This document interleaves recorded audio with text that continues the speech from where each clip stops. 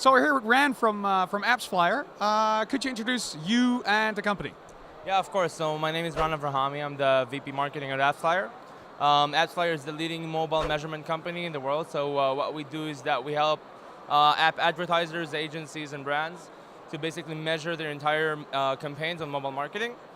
So from, to understand where the users came from, and so from which channel. There are over 2,500 channels in the world right now to gain user acquisition campaigns and retargeting campaigns. So where they came from and what do they do after, so they know how to spend their money, their marketing budgets better. All right, so we've been talking to like analytics companies such as AppsFlyer and stuff like that. Could you explain what the difference is between like companies such as yourself and an analytics company? Of course. So I see it actually as a threefold, three types of analytics company right now in the world. One is, a great example is Avrahamy from the more of the BI system, more of business intelligence, understanding your competitors, looking at the app store, so that type of analytics. The second one I see as the product analytics, so companies such as Mixpanel, Swerve to some extent, Amplitude and lots of others. Google Analytics is a great example. They do in-app analytics. All right, so they measure what the user is doing inside the app and stuff like that.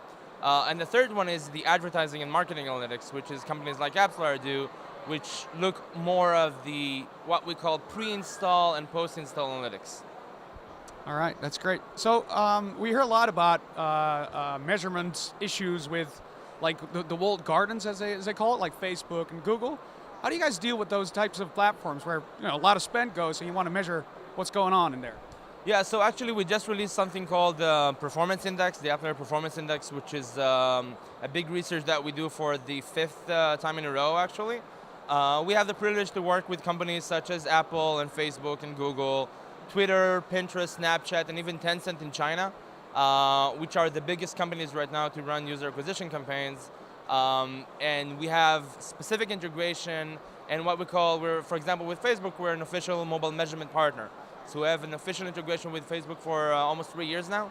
And they still lead the pack when it comes now to acquiring users and doing retargeting campaigns. And we work fantastic with them. All right, that's great.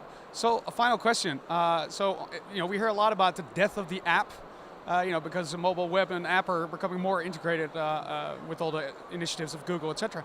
How do you see that? Is there a future for apps? Yes. First of all, there is, of course, a future for apps. I think, lots of the things that, newspapers and what now is very popular to call fake news is a lot of buzz and a lot of hype, right? And eventually it comes down to the user experience. The user won't care whether if it's an app or a mobile web or a brick and mortar physical store or a website. He wants to get the same user experience throughout the board. So if I'm, for example, purchasing something from Amazon, I don't care if I'm on their tablet mobile web or on the desktop or on my mobile. I want to get the same user experience. And again, it's not about an app. It's about the experience. So it's about mobile. It doesn't matter if it's in a browser or inside an iOS framework or Android framework. So it's about that. So definitely we have a big future ahead.